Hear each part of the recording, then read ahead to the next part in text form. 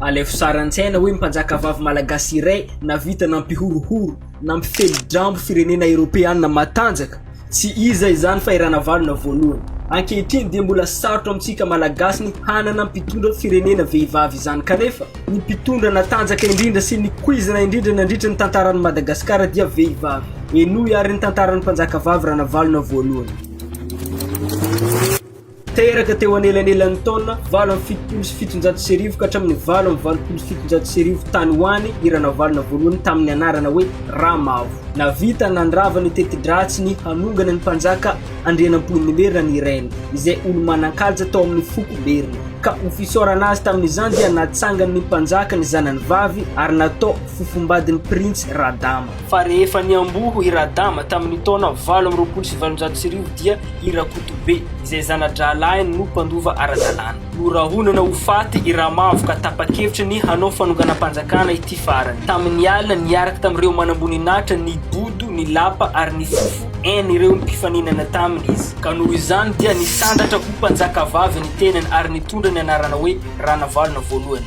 Ary nanenjika any Rakotobe mianakavy. Nanamarika ny fitondrany ny fananany fahaleovantenatena izy sy ny fanavaozany. Nofaranany ny fifanarahana tamin'ny Grande-Bretagne ary nasiny fetra ny fifanakalozana ara-barotra ary ny taky sy nampiroborobo ny fahavitantena lavitry ny fiankinandoha amin'ny firenena hafa. Niara-niasa tamin'ny enjenera frantsay Jean Laborde izy izay nonina teto an-toerana mba ananganana uzina sy tanàna industrial antsoina hoe Mantasoa izay ahafahana mamokatra fitaovam-piadiana, lamba landy, seramika ary savony izay nampihena ny fiankinandoha tamin'ny firenena Europeana. Nanavao ny tafika izy ary nametraka miaramila tamin'ny alalan'ny fanompoany.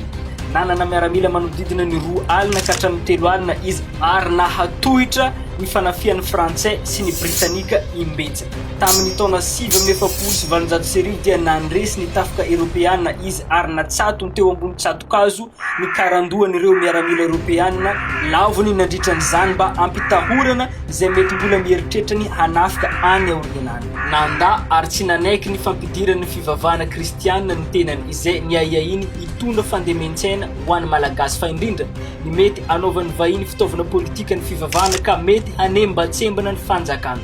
Ka nigoka fahaleovantena sy fahavitantena i Madagasikara nandritra ny 30 taona izay tsy fahita matetika taty Afrika tamin'izany vanim-potoana izany. Nandalina ny fombandrazana izy ary nanao ny fombafomba toy ny fandroana ary ny janona ho mpihay ny raza. Nisy kosa ny fitsarana amin'ny alalan'ny poizina, nampiasa ny tangena i Ranavalona voalohany avy amin'ny alalan'ny fitelemana voa misy poizina izay noheverina fa manaprofo fa meloka natsia ny olona iray voapanga ka izay mandoa dia vonona ho faty avatrany. Nahafaty olona amanalina maro io fombafomba io ary nampalaza ny habibiny. Araka ny feo mandeha dia nanana fifandraisana ara-pitiavana tamin'ny Jean Laborde ny tenany ary loharanom-baovao maro no milaza fa izy no reine zanany lahy tokana i prince Rakoto izay ho lasa Radama faharoa aty aoriana.